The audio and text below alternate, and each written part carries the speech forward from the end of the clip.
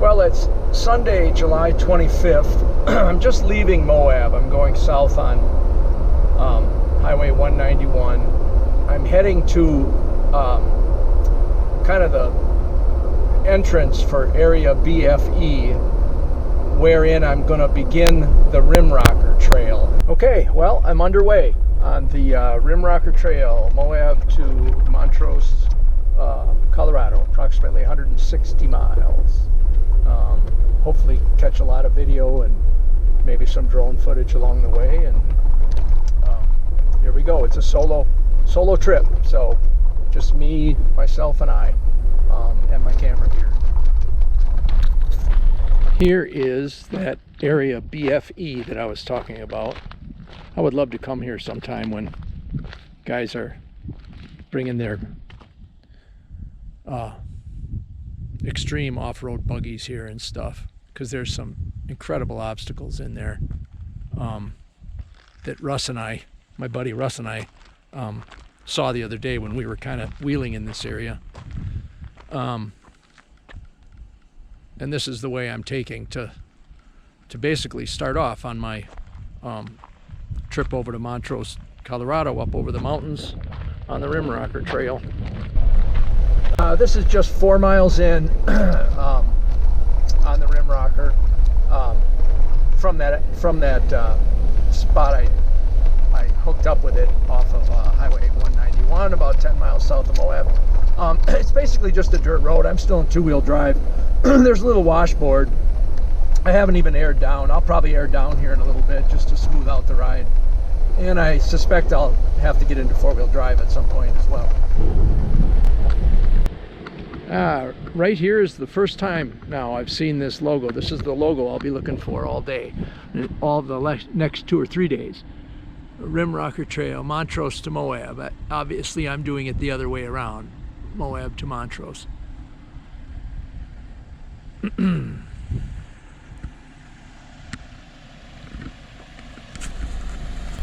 Well, here's my first real intersection, and lo and behold, and thankfully, I do see the double R Rimrocker, a Rimrocker post here, and also an information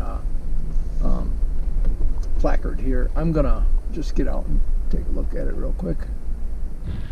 This is at 4.6 miles in to the Rimrocker. Just some information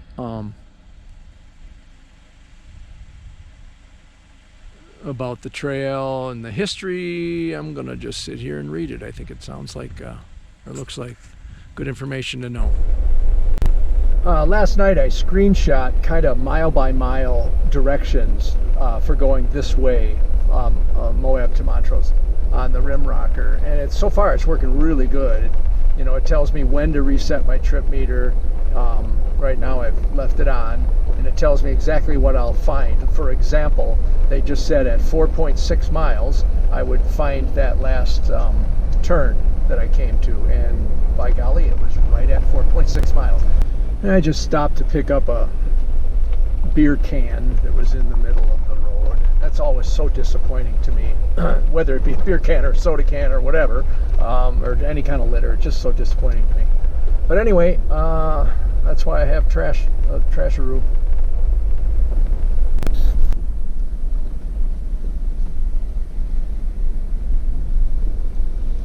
I really haven't needed four-wheel drive yet. I'm still in two-wheel drive, but it's just getting to the point now at 6.5 miles in, where I'll probably need to switch over to four-wheel drive pretty soon.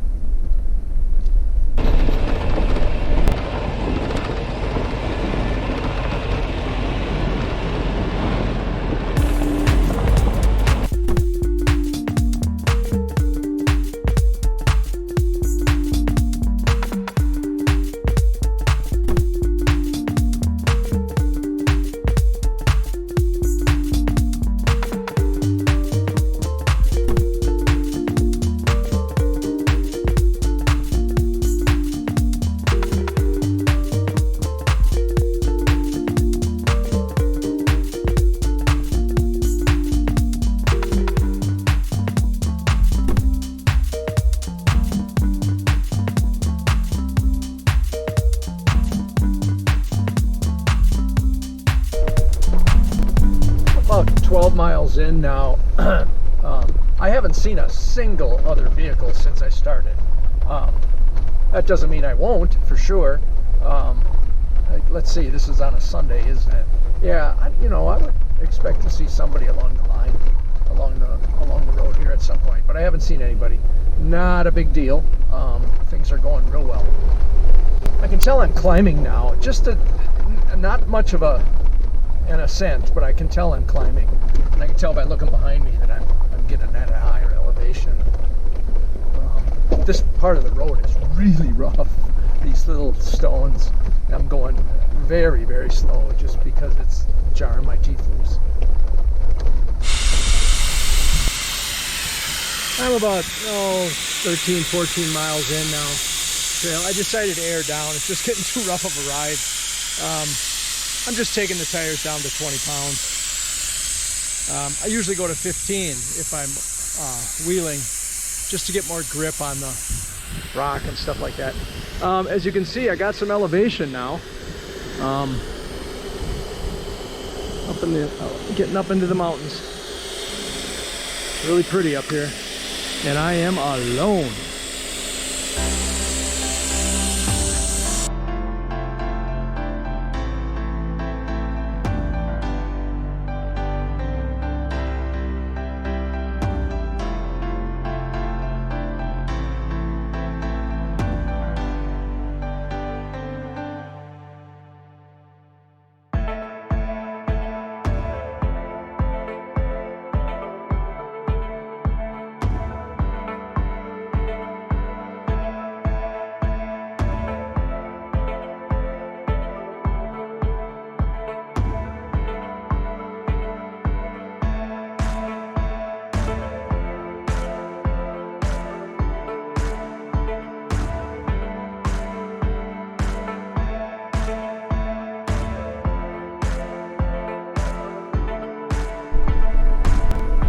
Man, the views are really getting pretty now. I'm about 14 or 15 miles in, and the views are just really getting pretty. And I was told they would get prettier and prettier. Or not told, I read. I read that they would. I have my GMRS radio set on scan, and I have heard a little bit of chatter, but very little. And I can't remember what channel now it had stopped on, but at any rate, I just put it on scan. I thought it'd be a good thing to hear if there's anybody out here using GMRS. I could turn on my CB too, but those have become less and less popular, especially, I understand, especially here out west. Here's the first vehicle I've come along, and I'm about, let's see, I'm going to say 16 miles in, 17 miles in. So, interesting. I'll stop and say hello for sure. Well, that guy was a wealth of information. He obviously liked to talk, but I'll take all the information I can get. He says I got a water hole coming up here shortly after a gate. Before a gate, that he said I should have no problems with. Just came through a little soupy spot. It wasn't slick or anything, just a little soupy. Little bit of a mud hole right here. Nothing much, probably 6-8 inches deep.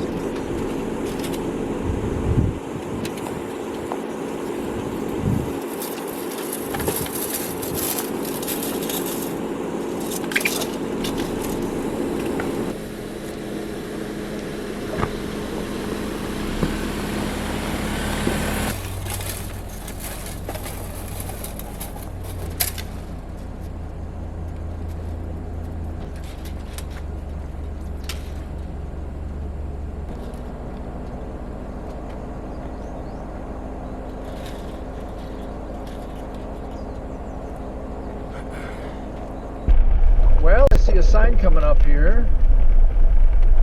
Geyser Pass, Buckeye Reservoir. I know I'm going that way.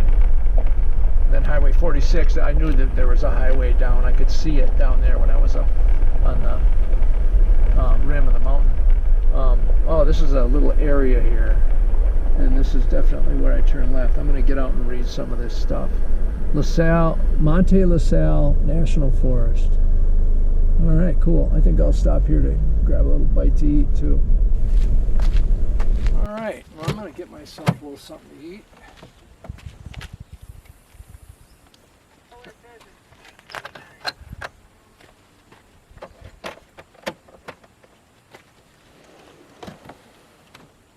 I'm up at a higher elevation now. I'm not sure what elevation I'm at, but I know I'm a lot higher. I can tell by the views that I was getting.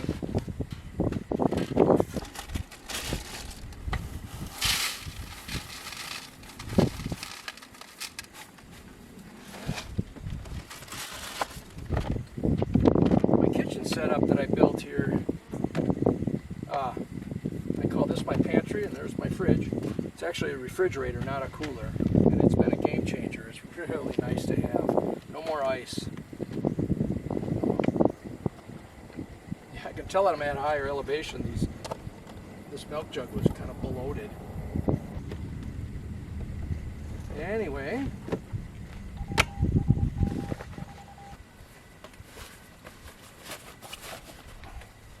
I gotta stitch me up a new cover for this chair. All right then.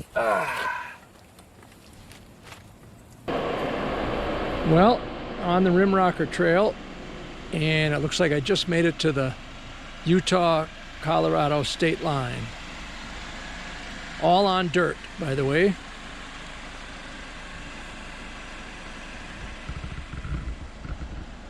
And this side of this cattle crossing, cattle guard, is the Monte La Salle National Forest in Colorado. Buckeye Recreation Area.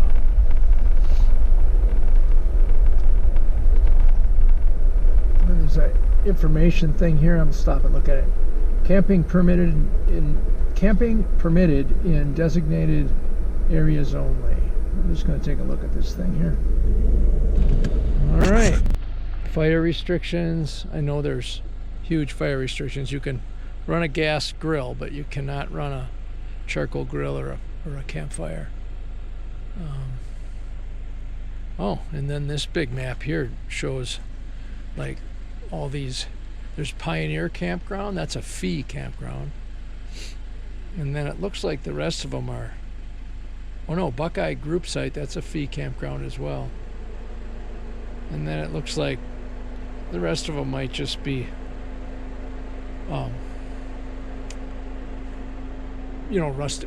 primitive sites that you just first come, first serve.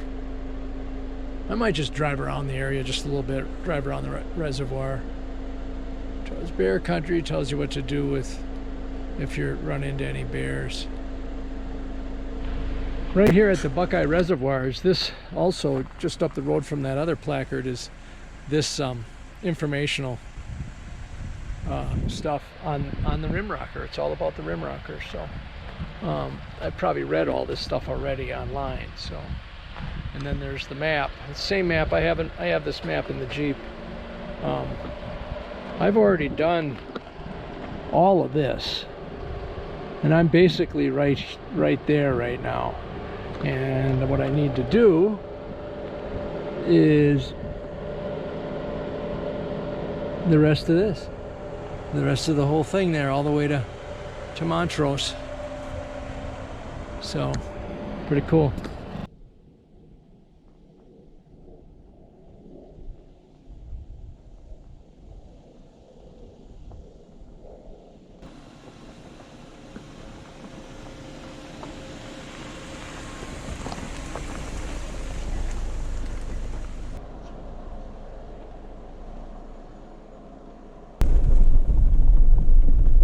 Being super careful because I'm glad it's not still real wet, but there's still little remnants from the rain last night. And I'm sure this was really slick. can see where someone spun their tires here.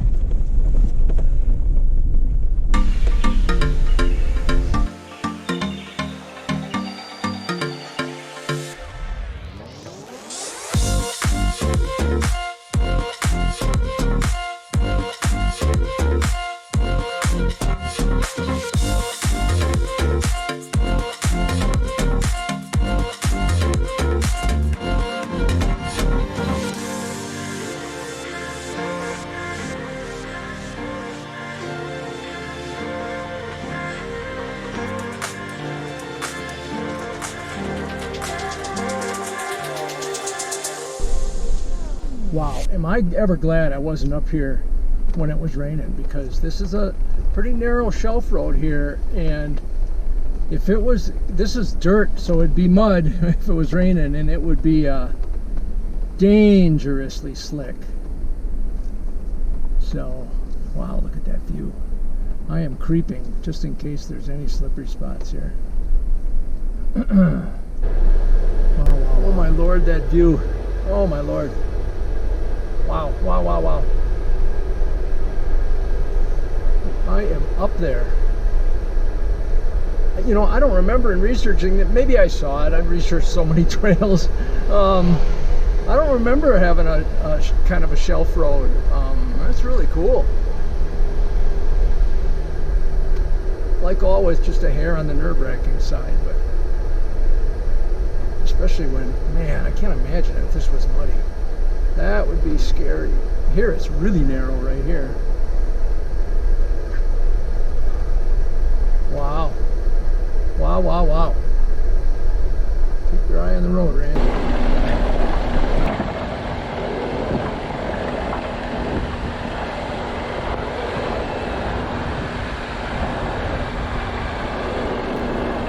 My muddy Jeep. But look at this view.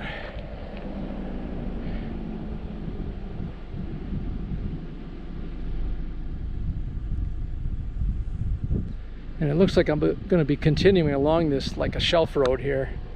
So I'll continue to get this view, it looks like, for a little while.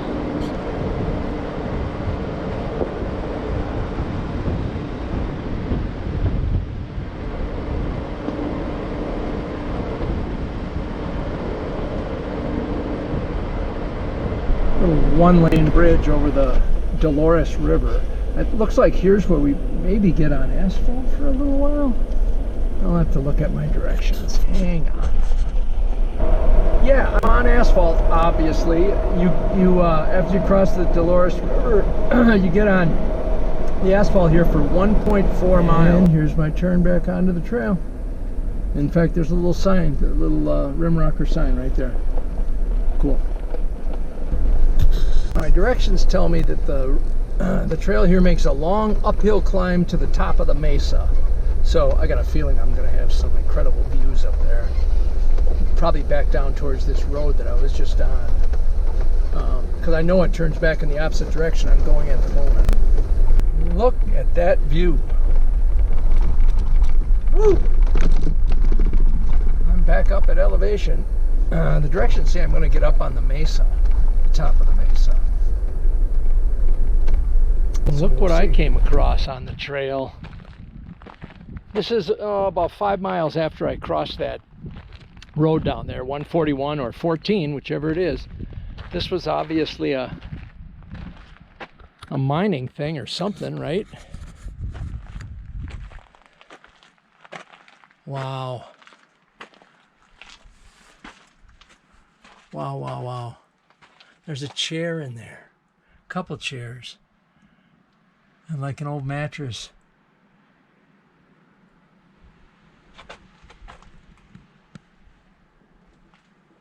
Wow, very interesting.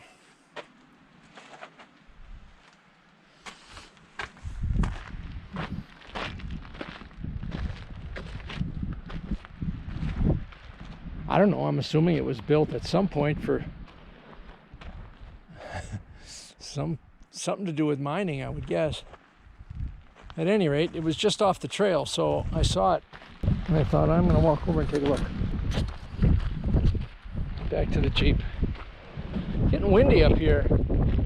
I don't have cell service, so I don't know. I can't find out what the weather forecast is. So, at any rate, everything will be fine. I'm not worried about it.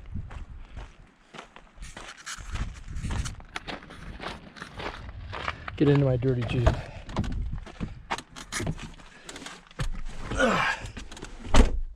And away we go. Well, there's a little sign for the rim rocker, so I know that's straight, but I'm going to turn off the trail right here to the right. I saw, from a little bit of a distance, I saw what could be a potential epic, awesome campsite. Well, I finally got set up here. There was a storm rolling in, and then it rained, but it didn't rain very hard. It hardly even got the ground wet. But it got really windy. It was all bark and no bite. It got really, really windy, and then now it's died down real nice. And I got my homemade awning put up on my Jeep. And of course I got my Gazelle T4 hub tent set up. But you got to see where I am camping. And tomorrow I'll do I'll send the drone up and it'll really point it out. But I have the view of views for in the morning for my coffee. And this is just a few feet. My tent is just 30 feet from the edge, I'd say.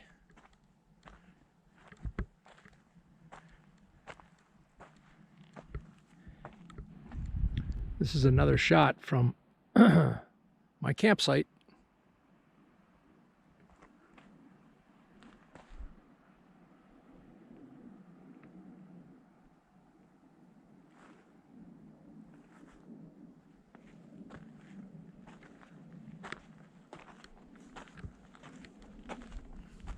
I saw this from the trail. It's off the trail about, oh, I don't know, 200 yards. I could kind of see it as I was coming down the trail this afternoon. And I'm like, I gotta go check that out. That could be a winner for the night. So I sure got into the mud today. It was just a couple little mud holes, not anything real deep or anything, but it sure did a number on the Jeep. I'll have to give it some TLC at some point. Maybe when I get to Montrose, I'll go to one of those places where you can give it a squirt.